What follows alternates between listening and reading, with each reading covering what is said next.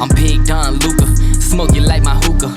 Pump fake right, then I step back in illusion. That's a boss move maneuver, billionaire entrepreneur. Mark Cuban on the viewer, put you rookies on a skewer. I stay shitting on you boys like I came up from the sewer. Used to have a lot of dollars, now I got a lot fewer. What you saying to me? I hope you save it for me. I'm about to kill the game, and I put it in my testimony.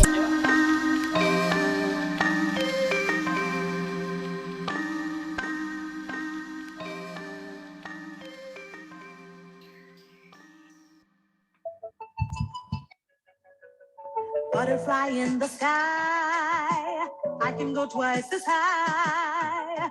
Take a look, it's in a book, a reading rainbow. I can go anywhere, friends to know and ways to grow, a reading rainbow.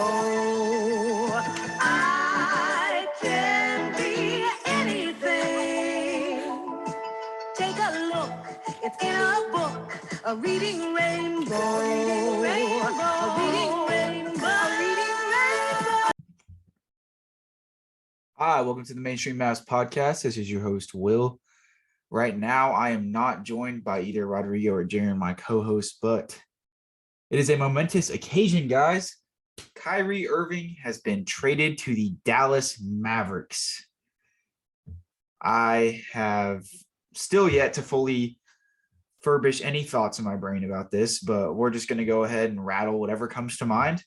Right off the top here, there's obviously a lot to uncover. I mean, this is pretty nuts.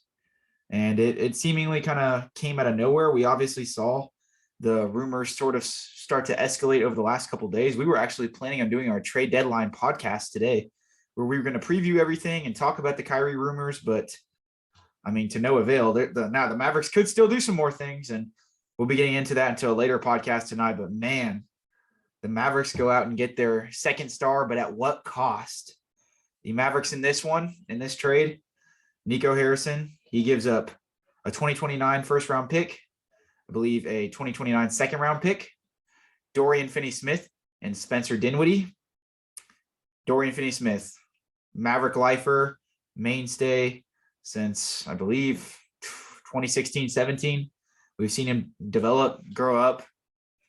Man, I wish him the best as he continues his endeavors in Brooklyn, man, because I love that dude. He is one of my favorite Mavericks of all time. And regardless of, what my opinions are about the trade or anything like that, I wish him the best of luck going forward.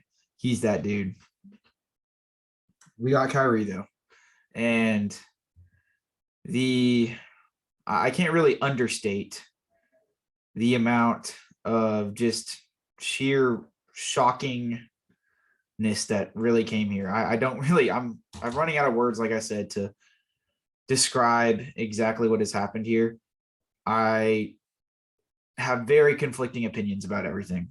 I'm not one way or the other. I know Rodrigo and Jaron, whenever we get their take on here, they, I think, are a little more set on both sides of the totem pole. I don't know how to feel about this. But I will say at base level, regardless, it's exciting because this is probably the biggest move in terms of if we're talking contextually at the time period in which it happened. This is probably the biggest move in Dallas Mavericks franchise history. Obviously, we have the Dirk and the Luka draft night trades.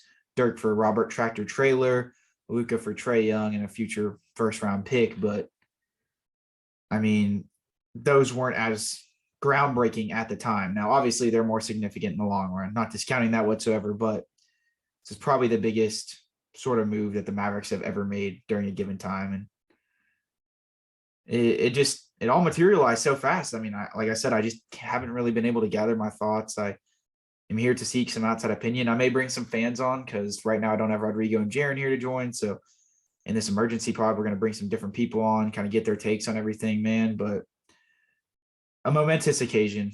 And we'll evaluate whether we thought that this was a good move for the Mavericks. Obviously, it has some pretty stark implications as we proceed with the rest of the season here, as we proceed to the offseason. Is Kyrie going to re-sign? there's a lot to get into. I just didn't really see this happening. I saw the smoke about the Kyrie thing, but there'd been some smoke in the summer, and I just really never thought there was any credence to it. But this is crazy. The Mavericks get their second superstar. They get their 1A next to Luka. I mean, Kyrie, I don't even think this isn't even some sort of 1A, 1B scenario. These are two 1As. When Kyrie's at his peak, he's one of the top guys in the game. So it's pretty crazy, guys, and we're going to be getting all into it here. Might bring some different people on. It's going to be a fun time. Besides just this emergency podcast, we're going to get, of course, a full podcast tonight with Jaron, Rodrigo, and I, and we might even have some special guests on. We don't know for sure yet. We'll see how that ends up materializing, but nevertheless, we're going to get some people on here. It's going to be a great time. We're going to really try to collectively try to get everybody's opinion in the mainstream Mavs circle and see how everybody's feeling about this, because me personally, I do not know how to feel about this. I am at the edge of the sword here with this whole matter, man. I'm seeking direction. So hopefully that can be provided to me. But we'll go ahead and get into this podcast. I will save you guys and spare you guys of me talking and my, shocking ambivalence in this intro any longer. So, with nothing else really left, here's an ad from our sponsor, Anchor, and we'll catch you guys right after the ad break. All right, so getting into it here today, guys, I'm joined here with Michael, and we are What's going on? Covering the Kyrie trade. Just want to get some quick fan reactions because I still can't really wrap my head around all this. It's a lot to process, to say the least. Michael, where were you when Kyrie Irving got traded to the Mavericks, and what was your immediate reaction? I think it's funny because one of my buddies sent me a tweet about like Mavs fans the second Kyrie got traded, and it was that gif of Mark Cuban looking at his phone, like freaking out on the sideline. And I thought it was funny because I was in the back seat of my friend's car coming back from Houston. Oh, wow. Like turning into my driveway. And I was like, no way. That didn't just happen. So, I was not expecting it. I wasn't, I was happy that they were in the rumors, but Dallas in the rumors about everybody. But I was like, he's probably going back to LA. He's going to LA to play LeBron. Yeah.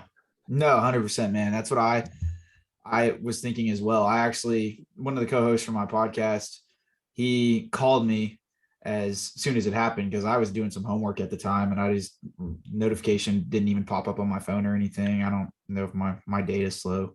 And he called me and I was like, what are you talking about? And like 2 minutes later, I finally saw it. So yeah, it just really took me aback because I saw the rumors and stuff, but I kind of just thought it was all hearsay because every time the Mavericks are ever included in any rumors like that, nothing ends up really ever coming into fruition. So it was pretty crazy to see. So in your opinion, are you pro Kyrie? Are you anti Kyrie? What's your sort of prerogative on all this? Because I know the fan base is pretty split up on all this. Everybody's pretty split up, especially from what I've seen on Twitter. I'm pro Kyrie, the basketball player. Yeah. I'm pro Kyrie, what he does in the court. Like, I don't know why anybody has a problem with what Kyrie can bring on the court. I can understand everybody's issues with what he does off the court. Like, I get it. Like, I totally understand it. But I'm looking at it as Dallas wants to win now, and Kyrie is the guy to help you win now. He's one of the guys that can help you win now. So I'm all for it. Let's just hope he doesn't do anything stupid. Yeah, that's all we can ask for. 100%. Yeah, I'm definitely pretty hesitant about his track record, man. He has, you can kind of nitpick all the different things he's done at all of his stops, but at the end of the day, like, he's requested a trade from every team he's been on, essentially, no matter the situation, like 5+ times. Like, I don't think anybody can say what they want, but at the end of the day, it's a pretty big red flag. So we're going to have to see how that materializes. But I guess we kind of just hope for the best. What did you think about the package that the Mavericks sent out? Do you think that they gave too little? Do you think that they gave too much? Or do you think it was a relatively fair trade? I think it's relatively fair. I hated to see Dorian go. Mm-hmm. Dorian, like a lot of people, I think Dorian's like one of their favorite, like, non-Dirk and Luka players. Yeah. That ever wore a Mavs uniform. I love Dorian. Sad to see him go. I am sad to see Spencer go. I mean, the second round picks, I don't really look at second round picks as like it's No. crucial.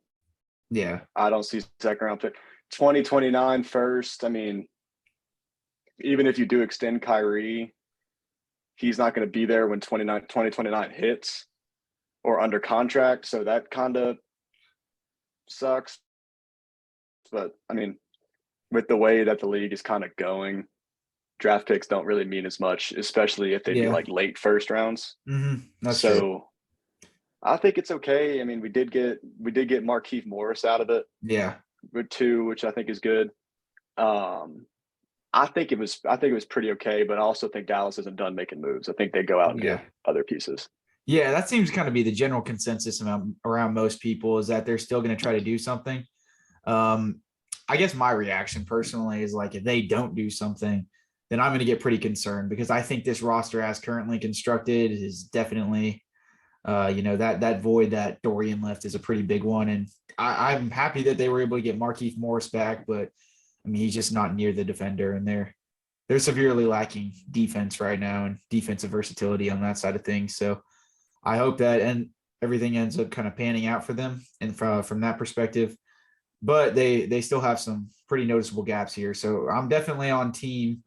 We've already gave up one of the first round picks. We've already made this all in move. If we can find any way to maybe get that, renounce the protections on that pick with the Knicks, so we can trade the 2020-25 one or the 2027 one. I mean, like, let's add more depth to the wing position in the front court, man. Let's get some defense in there, because they've already went in for Kyrie. So in my opinion, there's no holding back at this point. You might as well go in for it. What do you think about that? Yeah, they definitely need to go in for it. I saw a lot of stuff centered around Dallas centered and Bogdanovich in Detroit. Mm-hmm. I don't think someone that Bogdanovich's age is worth a first round pick in a trade package. I agree. But another reason why I don't like Bogdanovich coming is you just gave up your best defender in Dorian. Yeah. You cannot replace him with Bogdanovich, who doesn't play great defense. No, 100%. Yeah, Bogdanovich is going to hit you shots. Yeah. That he's going to make shots, but you need to get someone who can play defense. So I think you try and make a swing at somebody that's good on the defensive side of the ball. It doesn't have to be a star. Just give me a good 3-and-D guy, a good role playing 3-and-D guy like Dorian was. Like that's all they really need. No, and a big man. Please, for the love of God, give us a big man. They're a rim protector. Yeah. 2 guys that I've been eyeballing and I threw out on Twitter were Jared Vanderbilt and Naz Reid, both some like really versatile, Naz Reid, really versatile defensive 5 who can switch onto the perimeter a little bit, knock down threes. Jared Vanderbilt, he's not necessarily a shooter, but he can still a young guy. He's really versatile defender. If he ever develops his shot, he's going to be pretty lethal. So I still think, if you might as well just sell the farm with the first round picks at this point, because it's not like you're necessarily holding that stock for anything. Do you think that this gamble is going to be worthwhile from the perspective that the Mavericks agreed to doing this, not having any sort of foresight if Kyrie's going to come back or not? Because we've seen multiple reports that they're going to just play it by ear and kind of choose to re-sign him or not after the season. Do you think that from that perspective is worth it at all? I still think it is, because this getting off of Dorian and Spencer's contracts, you free up a lot of cap space this summer and you become max eligible this summer. So even if Kyrie does not sign an extension, you can go make a swing at somebody in free agency. No, yeah. 100%. Upcoming free agencies, it's not the best pool of players. I mean, you have Harden, you have Middleton, but I think it works out because you free up a lot of cap space that we didn't have. Yeah. So to me, Dallas doesn't make this trade unless they're confident they can get Kyrie to resign. Interesting. Especially if it pans out. Yeah, that's kind of what I was saying before the trade went down. I was like, they won't do it unless they're confident he's going to resign. But all the reports are saying they don't really know. So we'll see how it happens, man. I will say as much. Anytime the Mavs and cap space are intertwined together, I start to get a little hesitant because of their track record there. But hopefully, even if he does leave, they at least have the wherewithal to be able to make a move. And even if they lose him, they still are able to recover from it. At that point, I think that giving up that first round pick definitely stings a lot more, though. Yeah. Because you get off the salary of Spencer and Dorian, that's one thing, but then having to for sure that pick. So we'll see how it all ends up going. I guess obviously, how do you think Kyrie fits with the Mavs? Particularly like with Luka, do you think that they're going to be able to split the ball handling duties up pretty easily? Do you think it's going to be a seamless transition, or you think that they're going to have some rough patches as they try to get into it? I think it's going to be seamless. If not, maybe like 1-2 games. Because I'm looking at Kyrie's track record. He won a championship at LeBron, and LeBron is a very ball dominant person. Yeah. Probably almost as much, if not more, than what Luka is. Yeah. So he's won a championship and was successful at LeBron. And then with KD, when him and KD were on the floor together this year, they're 20-4. Damn. I didn't even know that stat. Like, they are 20-4 this year when they are both in it, when they both play. And Kyrie's still putting up 24 points, and KD's putting up 28, whatever KD puts up. They're still playing very well together. So even though KD's not as ball dominant, I think it's going to work. It may take Luka more time than Kyrie, because Luka never had a player like that on his team. But I think he's more than willing to let Kyrie run the offense and let Luka let himself stay off to the side, because Luka is he's gassed by the third quarter. Yeah, no, 100%. I mean, we even saw last year with Jalen Brunson to an extent that Luka definitely did a great job, letting him take lead in those moments. I think that he does have a little bit of hesitancy to let any of the current guys on the Mavs roster really go at it like that, because that we just don't really have necessarily a guy, maybe barring Spencer when he was still here, who could go get you a bucket at a moment's notice, no matter the situation, no matter who's guarding him. But I don't think he's going to really have any problem conceding to Kyrie. And I think the whole Luka is too ball dominant and too selfish narrative is completely overblown. I mean, I think it's also very dependent on who he has around him on his team. He's, when he's had guys in the past, even to a lesser extent in his rookie year, it's obviously sort of like I said, definitely kind of a microcosm of what we're looking at here with Luka and Kyrie. But I mean, Luka and Dennis Smith Jr., he would defer to Dennis a lot of the time, and he'd let him go get his. So I don't see how that's going to be. I think in terms of both of them, I think that they'll definitely be able to respect each other from a basketball side of things. And, Luka's a pretty non-invasive guy off the court. He's a fun guy, but he kind of tends to keep to himself. So I hopefully, they definitely come from two pretty largely different backgrounds. So I hope that they don't really have any problems, start to persist there. If anything happens and we start to have some issues with Kyrie, I don't think it's going to be because of Luka. I think it's going to have to do with the coaching and front office, something like that. So we just got to. Yeah, I can see that. Man, I miss Dennis Smith Jr. Yeah. I mean, I loved DSJ. Yeah, I loved Dennis Smith Jr. I miss him a lot. Yeah, it was a fun little run here when he was here, man. I was really pining for them to try and get him this offseason on the minimum, because he's been playing pretty well in Charlotte, so props to him. But yeah, man. Too bad Charlotte's a dumpster fire. Yeah, no, they're definitely knee-deep, drowning in water right now. Do you have any more thoughts on the Kyrie trade? Did you want to rattle off? Yeah, I mean, like I said earlier, I don't see Dallas making this move, or any team making this move, if they're not expecting to re-sign Kyrie. Whether he went to either the LA teams, Miami, whoever else was interested, nobody makes that trade if they're not confident they can re-sign Kyrie. Because if there's one thing we know, Kyrie wanted out of Brooklyn because they weren't going to give him the contract that he wanted. They weren't going to re-sign Right. to that deal. So I think all Kyrie said was, find me somebody that's going to give me that. Right. Yeah, So no, I have to hope it's the case, but that's what I think. I just think yeah, that if not, you get the cap space exactly. whenever the season's over. Yeah. You hope Kyrie can help you make a deep playoff run. Yeah. I mean, if you made a deep playoff run with Jalen Brunson as your other guard, I can only imagine what a playoff run you could make with Kyrie as your other Yeah. guard. Especially if they had some defense, because losing Dorian's a huge void. Exactly. And I think once you get Maxey back too, that's going to be a big help on defense. Yeah.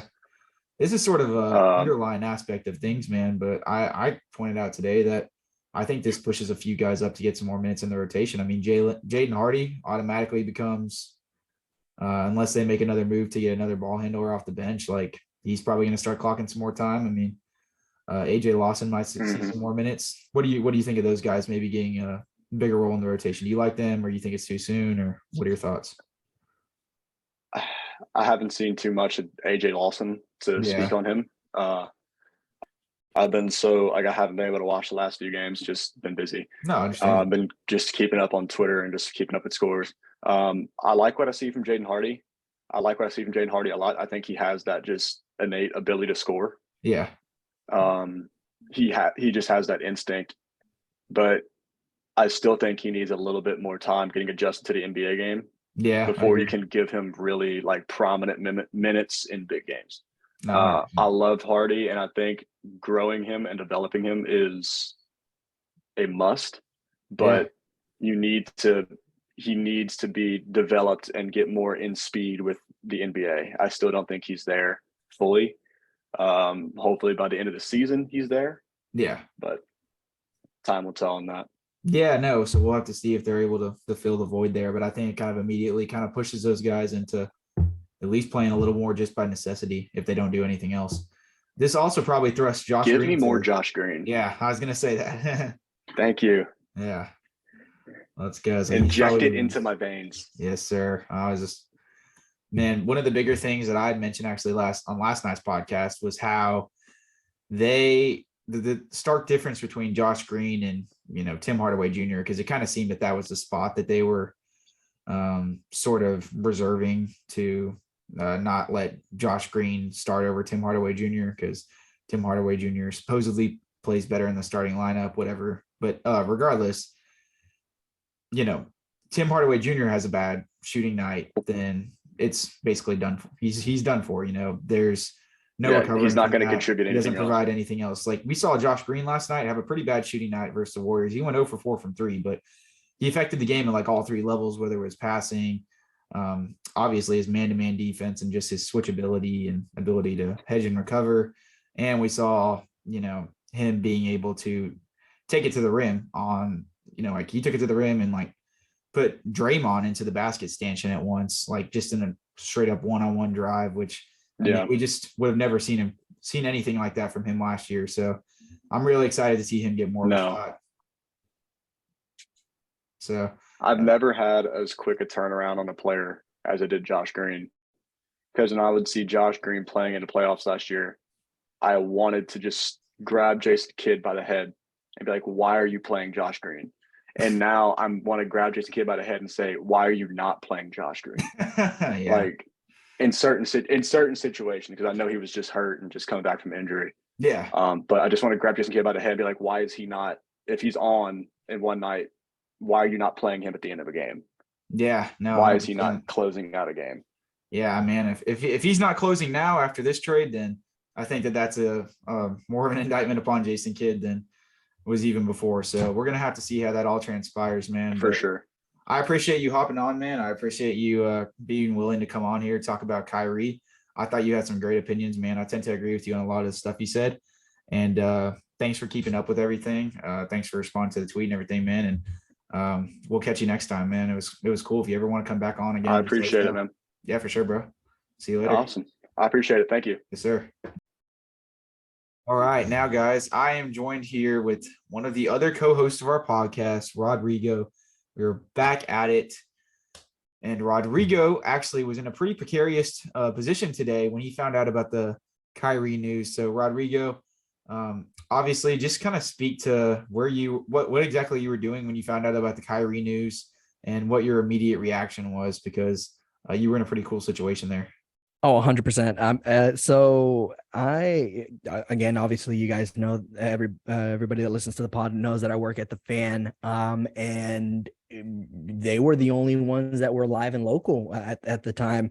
And it was one of those situations where, I was producing for the guys, and I have Sham Sharania's tweets on, or notifications on if something goes off for it to send me, specifically for situations like this. Now that I'm working at a station, I have now Schefter's tweets going off and things like that.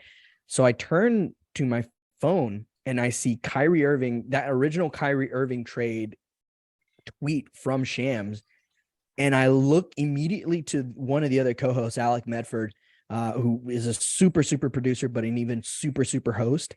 I turn to him and I start waving my arms like a friggin' madman. I'm like, dude, like, acknowledge me. Like, I'm trying to show you something. He's just giving me this look like, what the hell are you doing? I'm like, look at your phone. Like, look at your phone. And he turns to look at his phone. If I'm replaying the play-by-play correctly. And then he looks at his phone. He kind of looks back up, looks at at Chris Arnold, legend, 3-time Hall of Famer. And he just shows, Chris Arnold stops the show, because we were about to talk about Schottenheim here being the OC with the Cowboys. Jesus, this is the second time. It's been a long day. Yes, it has. Yeah, so him being the OC with the Cowboys, and we stopped all of that in its tracks, and the rest of the day was dedicated to Kyrie Irving. We brought in every single fan host. So if you do obviously have, shameless plug, but if you do have the Odyssey app, you can go ahead and rewind, and you can re-listen to all the segments, including me screaming, "Oh my God," into the microphone, and which made a Tolo or a fan of the station laugh out loud, and he tweeted at me and things like that. But no, yeah, we had Marcus Spears, we had every single fan host, Sean, RJ, Broadus, oh my gosh, we didn't have Reggie, but we had KG on. I mean, we had everybody that you could possibly think of on the station getting their initial reactions of this news, and it's not comparable in the slightest. But I will say, I talked to one of my old roommates after I got home, and I told him this is about as comparable as when as far as I this is going to be seared in my mind for the rest of my life. And knowing where I was in that moment when that happened, this is going to be right there with when Kobe died. And the reason why I remember when Kobe died is because I had passed out in my car going to Sam Houston to get installed there for the first time ever and things like that. I get the tweet notification and phone calls blowing up my phone that Kobe had passed. So it was one of those things where it's like, I know where I was when Kobe died. I know where I was when Kyrie got traded to the Mavericks. Wow, wait, so you passed out when Kobe died? No. Like I was asleep. Oh, okay. I had fallen asleep in my car. No. I didn't pass out. No, I mean, it affected me. It affected me because I looked at my phone for a good 5 to 10 minutes and wouldn't stop saying, "Oh my God, Kobe died. Kobe's dead. What the hell?" Like, it was one of those things. But no, I was asleep. Oh, okay. Yeah, no, that's actually funny that you bring that up. This is definitely one of the more instances that I am going to remember just because of the significance it holds in Mavericks franchise history, right? Like, I think really only the other two more significant moves in this, and contextually, they weren't as significant when they happened, right? They were like very cool moves and everything, and they're definitely more significant in the long run. But Dirk getting traded for Robert Tractor Trailer in the 1998 draft night trade, coming to Mavericks with the 9th pick. And then, of course, the Luka for Trae Young trade on draft night. But at the time, we didn't know what those guys were going to materialize into. Especially not Luka, no. Yeah, exactly. And, any sort of free agent acquisition or any sort of trade in terms of established guys that the Mavericks have ever done, like this is right up there, man. And having been a fan of the Mavericks for so long, I'm pretty ambivalent in regards to my opinions on this whole situation. Like, I know you're a little more gun-ho, happy about the whole Kyrie thing. Jaren, he's a little more skeptical about everything. I'm definitely like in that middle area, man. We had talked about this last night because we were scheduled to do our trade deadline primer today. And we'll definitely still get into some trades that the Mavericks could make, but not in this emergency podcast, definitely in a later one tonight. But we, like I said, we were scheduled to do that. And of course, this just kind of hits us like, a bat out of hell. It just hit us out of nowhere. And I was actually on the couch doing homework at the time. And I get a call from Jaren, having not even received any notifications on my phone. I thought he was just calling to me, trying to like be like, oh, why haven't you got the YouTube podcast up or something like that? And actually comes into fruition that he was calling me, like he was just screaming at me. He's like, what the hell?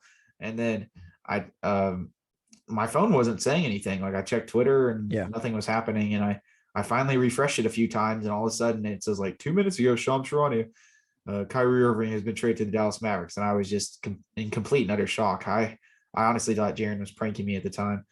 And, it was definitely like, funny enough that you brought that Kobe thing up, because that definitely is one of the more distinguished times that I, will remember exactly what I was doing, where I was when it happened, just as this Kyrie thing is, I'm not trying to compare the severity of it, obviously, by any means, but no, not at all. Yeah. But it was actually funny that Jaren was I think in that instance, I was the one to deliver the news to Jaren, because we were actually working together at the time. We had a job in high school and we worked at this golf course, and I saw it on my phone, and that's when I told him, because we were working together at the time, and it was on a Sunday as well, I believe. So it's kind of funny how that all came full circle, but nonetheless, pretty crazy Sunday matinee affair for Kyrie to get traded to the Mavericks. So I mean, let's get into the actual basketball stuff. Enough with the semantics and the context of what we were doing.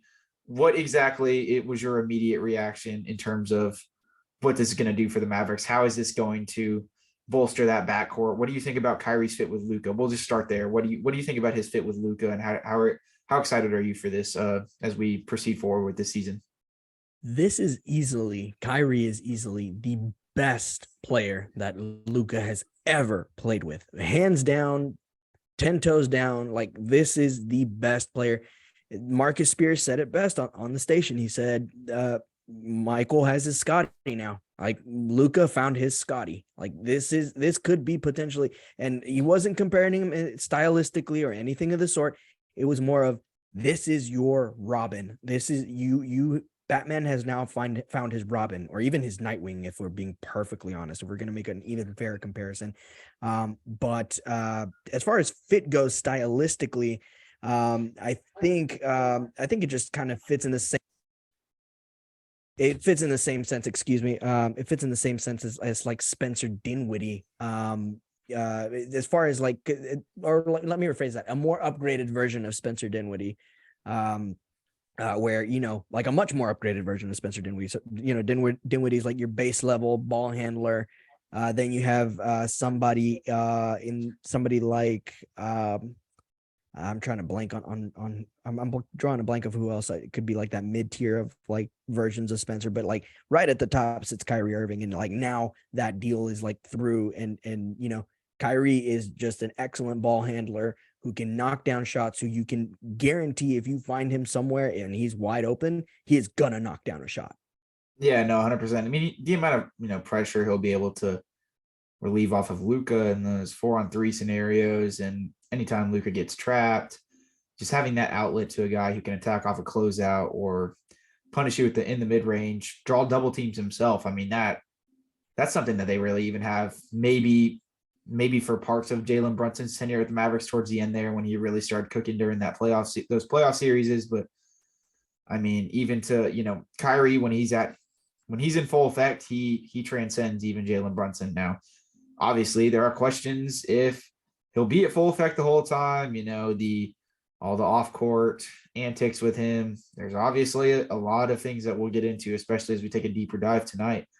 But just as base value, the basketball fit itself is extremely exciting. I think that, as I mentioned when I was talking with Michael earlier, the fan that came on and everything, I had mentioned that I don't think that, I don't really have any hesitancy in terms of there being any struggles in terms of how they're going to be able to incorporate each other into the offense. I think Luka, some of the narratives are out there, especially within the national media, people that don't watch a lot of the Mavericks, that Luka is, selfish, or, he tends to not like hog the ball too much necessarily, but, that heliocentric play style, he tends to dominate things and not really concede to any other guys. But I mean, to Luka's Yeah, credit, I've heard him compared to James Harden a boatload. Yeah, And but that's I mean, not really fair. look at when James Harden had Chris Paul. I mean, they very much kind of split the duties in a way that I think could be very reminiscent of what we could see with what Luka and Kyrie are going to do, just in terms of having, I'm sure some nights we're going to see more Luka handling the ball predominantly, and every once in a while I think Kyrie will get in there and have a little bit higher of a usage rate on a given night. I think it'll really kind of just depend on what exactly is happening, but I can tell you as much that if they're both playing together on the court at the same time, this isn't some sort of 1A, 1B scenario. These are two 1As together when they're fully at their apex. Now, Right. I mean, if we're splitting hairs, obviously, I think Luka's a better player, no doubt about it. But I mean, Kyrie's still in that top 15 NBA player tier. So not taking anything away from him from that perspective. He's had a stellar season despite some of the drama with, some of those anti-Semitic comments at the beginning of the year and, denouncing some of his teammates. I mean, he's obviously had some drama over in that Nets organization. We'll get into that tonight for sure.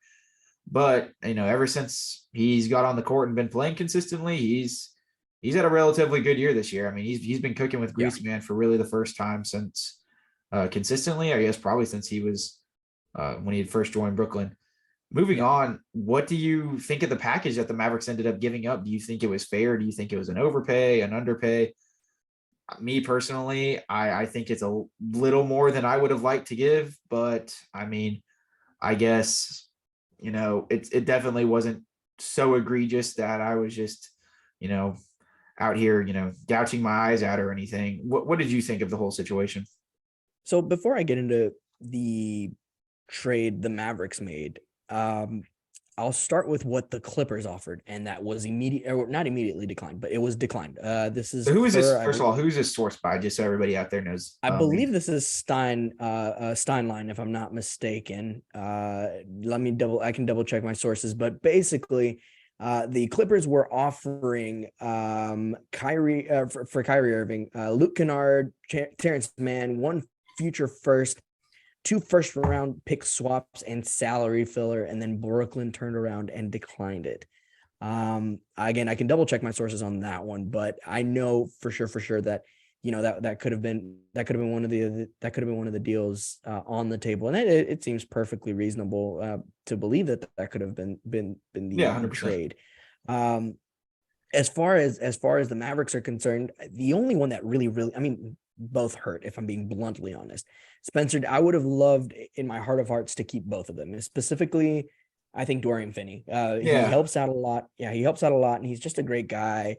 Both of them are great dudes. I have it on great authority, actually, as a matter of fact, that Spencer Dinwiddie is one of the nicest people you will ever meet. And it sucks to lose somebody like that. When he posted when Shams posted the tweet that he was gone, Spencer Dinwiddie came out and said, hey, to all the MFFLs, Brooklyn and Dallas have been great experiences, and it's been nothing but immaculate vibes. But, when Shams says it's time to go, it's time to go. And I mean, again, it's a shame that you're losing 2 really, really good people. As far as the trade picks and things like that are concerned, I guess. I mean, they're literally the 2029 picks. The dudes are in middle, the kids are the whatever. Yeah, I guess the kids. Those kids are in middle school right now. Like, you don't know what you're going to get. And you have 5 years, 7 years. No, all right, I can't math. 6 years. You have 6 years to get those picks back. If you don't get those picks back in 6 years, you've done something horribly wrong. So you have 6 years to make something happen with that. Yeah, no, 100%. I think what a lot of people are concerned about in terms of giving up that first in 2029, not necessarily isn't exactly when it is. I think that I'm definitely happy that they were able to avoid giving up the 2027 one, or had to do some sort of workaround with the Knicks to be able to renounce the protections on that 2025 pick to be able to trade that. I think what the 2023 pick, they'd have to renounce protection so they could trade a 2025 pick because of the Stepien rule. Sorry. But I think that some of the hesitation there is just, I think people are to an extent like really hell-bent on either saving up all the picks for, the esteemed Luka second star trade. And I think some people don't think that Kyrie can be that guy just because of his off-court stuff. And I think some people would rather save some of the picks to make some more marginal moves around the edges, but it was going to have to come at some point is a sort of consensus that I've started to, envelope over the basically the last like 8 hours ever since everything has kind of gone down. I've started to develop the consensus that they're going to have to do something at some point. They got him only trading away 1 first round pick. Loss of Finney Smith is huge, man. I post on Twitter, he's a lifetime Maverick. He's been here, I believe. Both of those guys, I think, are lifetime Mavericks. What do you say? Both of those guys, I think, are lifetime. Spencer was only here for such a brief moratorium, man. But even so, he the provided fans a lot in like his that. time. Yeah, for sure. No, that's not to say I'm not discounting by any means his contributions when he was here. I thoroughly enjoyed his tenure here and everything. But, Dorian, man, it's just like, I think he's been here since 2016, 17. He came in, this undrafted rookie, man. He didn't even know if he's going to stay in the league, and just through persistence and development, he got to be one of the premier role 3-and-D players in the NBA. And to have to move on from him, man, it definitely stings quite a bit. But, I'll chime in to see, how necessary I think it was. In my opinion, they may have been able to do this with, I would have preferred, rather, actually, is a better way of wording it, that they would have included Christian Wood instead of Dorian in this. But if this was the only way to get this done, I can see why they did it, to an extent, even if I'm necessarily not in the highest of agreement with them from it. I can see why they did it to an extent, and he's going to be sorely missed. His impact on both sides of the ball is going to be sorely missed, especially, we were just talking about in last night's pod, man, how we had thought that everybody kind of agreed here that he had played one of his best games of the season, was versatile on both ends, was getting offensive rebounds, and really carrying the Mavericks in a Luka-less game against the Warriors last night. And just like a, snap of a finger and he's gone, man. So that definitely kind of hit me kind of hard, man. But I for both of those guys, they've been nothing but great guys, savvy guys, great in terms of what they've done for the community here in Dallas and everything. I really hope for the best for them as they move forward. Spencer, in his case, going back to Brooklyn, and Dorian's first stop on another team in his career. I hope that, I'm not necessarily, I may not be rooting for the Nets specifically, but I'm rooting for them specifically. And if they're doing anything to elevate that team, that would be, that would mean a lot to me. So I really hope that they go out there and, really play above their means. And they're able to be some of the best role players over there in that Brooklyn organization. But, now that we've kind of gave them a little bit of our farewell, I'll still be teary-eyed over the next few days regarding Dorian's departure. It just kind of is the state of the situation. We talked about Kyrie's fit with Luka. We talked about, if the trade package was fair or not. And in my opinion, like I said, it's probably a little more than I would have been willing to concede personally. But now with the nature of things here and Kyrie's being here, I'm excited and I'm ready to roll with it. But I still do have a hesitancy in terms of us giving up that pick, just in terms of if things hit the fan. I'm proceeding very cautiously optimistic with this because there's just no telling where it goes. This could have either been a steal or it turns into that D plus rating that ESPN ended up giving the Mavericks in that's so which I thought was a little harsh at face that's value. Unfair. That was unfair, That's so especially to give the Nets. Yeah, I would concur with you there. But it's really just going to be a matter of how it depends out, because I mean, Kyrie re-signs and everything goes swimmingly, and the Mavericks are able to make a few other moves around the edges. And man, I mean, I'm viewing this as a steal. Like, they only gave up 1 first round for him, and they were able to use those other 2 first potentially to make some moves. Like, wow, like that's a great deal. But if they're not able to do that, then at that point, I probably start to, raise some eyebrows as to how beneficial of a trade this, it was for the Mavericks, especially, if Kyrie walks and it creates the domino effect of us having to then try and figure out who we're going to sign in the offseason. There's a lot to unravel, and we're going to be getting into it a lot more so in tonight's podcast, man. But at face value, if I had to grade the trade from a fairness perspective for the Mavericks, I'd probably give it like a C+ or a B- personally, just because, you are losing a lot in those 2 guys, but you're gaining, a superstar when fully healthy. We just don't. There's just too much. There's too much uncertainty there for me to just concede and give the Mavericks a plus grade. I just got to see some stuff go on first. That's why I don't like grading these trades beforehand. But we'll have to see how it pans out. Yeah, I mean, go ahead. Yeah. I'll go a little bit higher than you. You graded it at a B. I'll go ahead and grade it at an A. Just a flat A. I'm not A+. It could be a little bit surprising that I didn't grade it an A+, but the only reason why I'm not grading it an A+ is just because of his off the court issues. If he was Kyrie Irving from the Cavaliers days, this is an A++ trade. Like, this is 100% an A++ trade. Nothing is topping it, and the Mavericks will win themselves a chip. Kyrie now, and they brought it up at the station as well.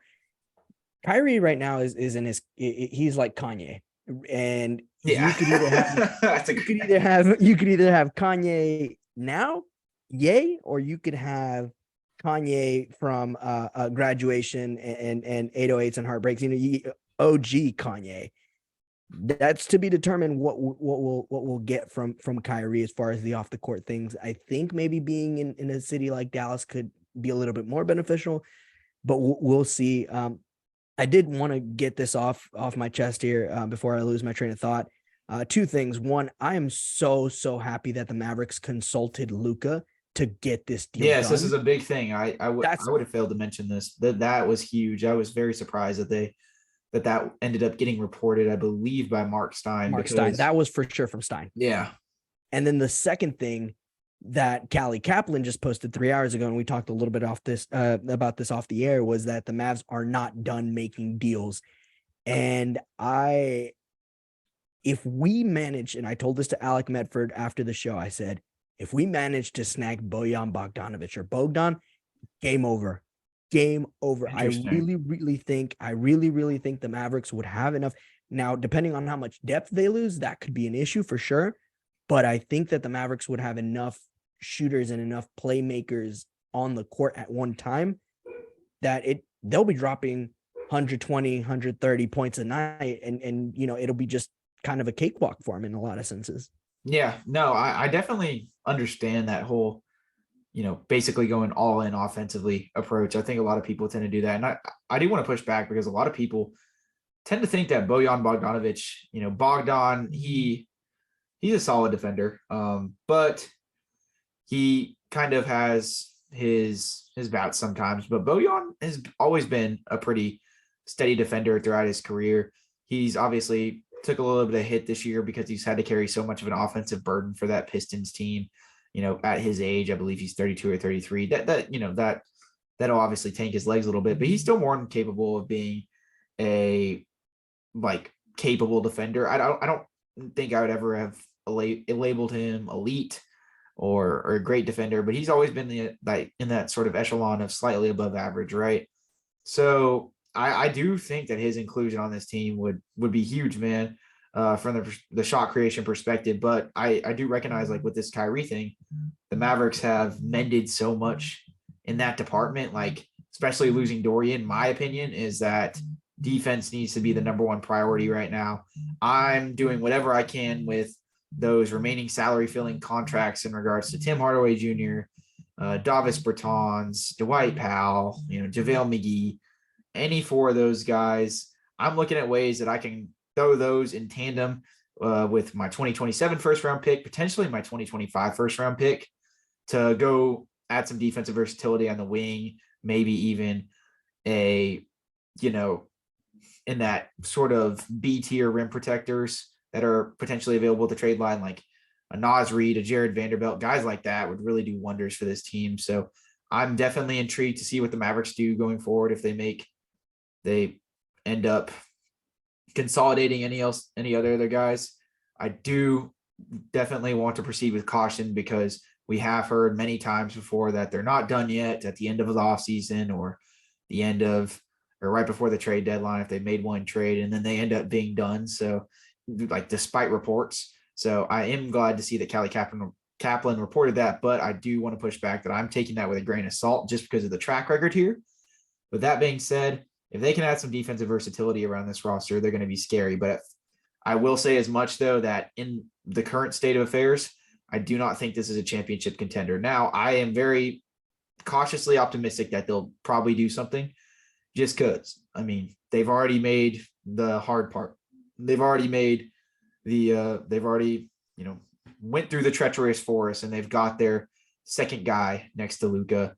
Now you have to be willing to make these marginal moves around the edges to get a little bit better, because you have nothing to lose. If Kyrie, the one thing that is definitely kind of rubbing me the wrong way about this whole situation is that they're proceeding by seeing basically after the season if they're going to re-sign Kyrie or not. There's no sort of assurance here that he's coming back. It doesn't seem like there's an extension in the works or anything like that.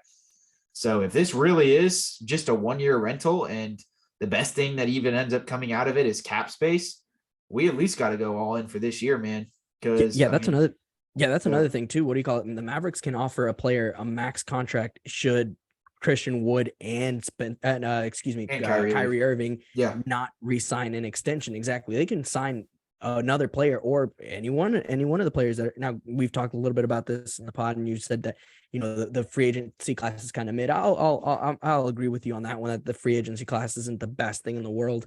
I will also say too, according to Chris Haynes, the Brooklyn Nets received the Lakers proposals. Yeah, and that was 2 first-round picks of 2027 and 2029.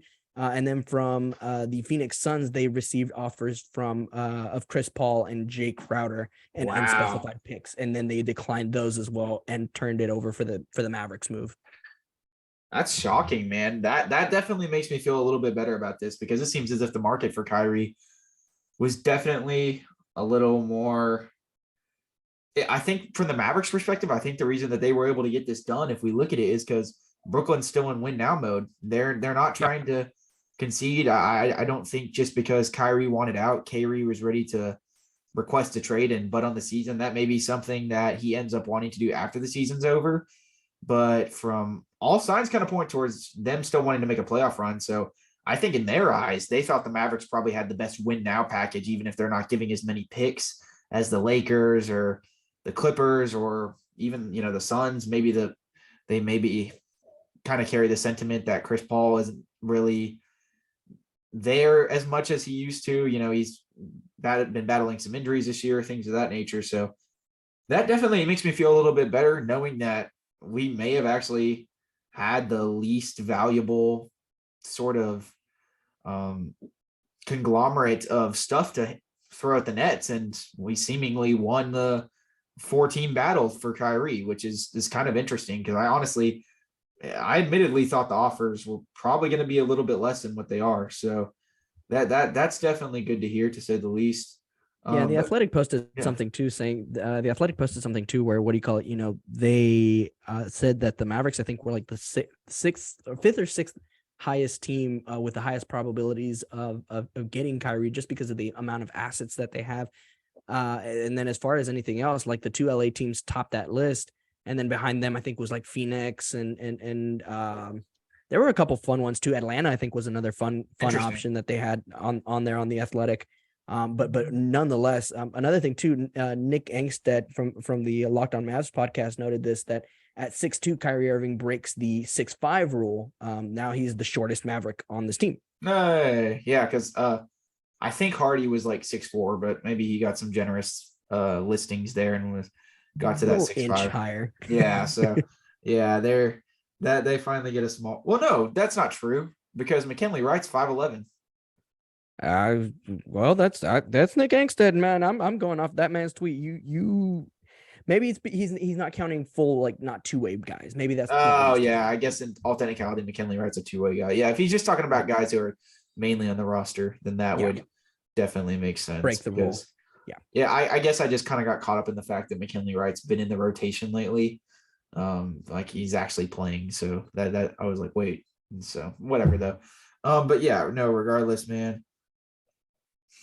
What a day. I do you have any more thoughts before we go ahead and wrap this one up? Because I mean, I do want to keep the whole just reaction at face value a little bit shorter because we're really going to go into the intricacies of everything later tonight when Jaren hops on and everything. But my main takeaway is I have a lasting sense of idealism. I'm already exploring all the avenues in my head to how this could work great, especially if they're able to add 2 contributory role players with this and they build like a contender all of a sudden. I'm exploring those avenues in my head. And then I'm also exploring doomsday scenarios in my head. Like I have this sort of sense of idealism and nervous wreckage. That's kind of how I feel right now.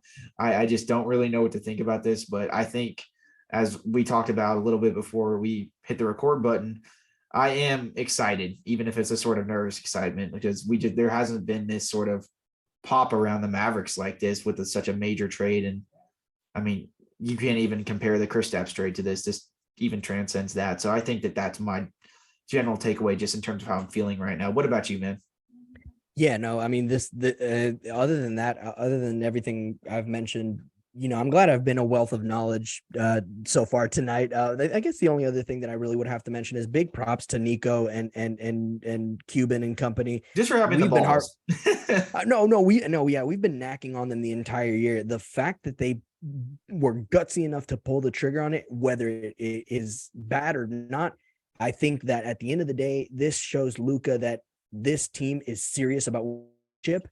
Whether it works or not, it's again to be seen. But if it does work out, hey, I mean, props to Nico. That was a gutsy call, and hopefully it does pay off for them in the long haul. Yeah, I think that at least shows that there's a desire to surround him with talent. I obviously thought some of the claims regarding them not wanting to surround Luka with adequate talent and the Mavericks just being cheap. I mean, there was credence to some of it, particularly, the more Cuban-based stuff, but some of the stuff with, directed towards Nico specifically, I thought was a little overblown and unwarranted. But I mean, what more can you ask for a new GM to take a swing like this and really only his second year? So we'll see if it pans out, man. I'm excited to hop back on with you guys tonight to get Jaren's opinion on all this and really dive deeper into this whole thing. Rather than just this, these base value takes that we're having here and, our immediate reactions. But we want to get this emergency podcast out as a fail safe, just if nothing else, man, as what a crazy day in Mavs land, to say the least. But, with that being said, if you don't got anything else, I think we'll wrap this up and we'll be back on the mic probably in about another hour or two. So do you got anything else, Rodrigo? Not at all. I'm just so happy that Kyrie Irving is a Maverick. Jesus Christ. Can't believe those words came out of my mouth. It's been a crazy day. Make sure to follow us on Twitter at @mainstream_Mavs. Make sure if you guys are with the YouTube gang, comment. What do you think Kyrie's stat line is going to be? He's projected to make his debut versus the Los Angeles Clippers, I believe on, I want to say Wednesday it was, or Tuesday, something like that. Comment what you predict his stat line is going to be. Make sure to like, comment, and subscribe if you enjoyed the show so far. If you're on Apple Podcasts or Spotify or any other listening platform, make sure to give us a 5-star rating and to follow us. With anything else being said, we will catch you guys later tonight. We appreciate you guys for listening this far in the podcast. Kyrie Irving, a Dallas Maverick. See ya.